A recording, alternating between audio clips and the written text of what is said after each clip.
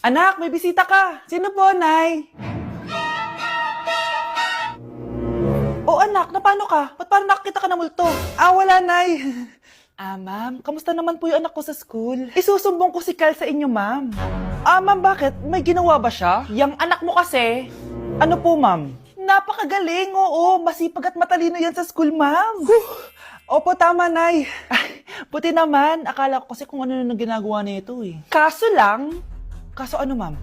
May mga kailangan lang ako itanong sa inyo, ma'am, kung totoo ba tong nasa test paper ni Kyle?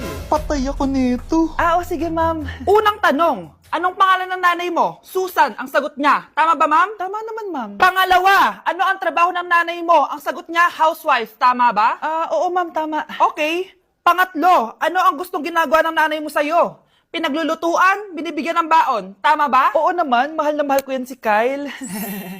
Ano ang ayaw na ginagawa ng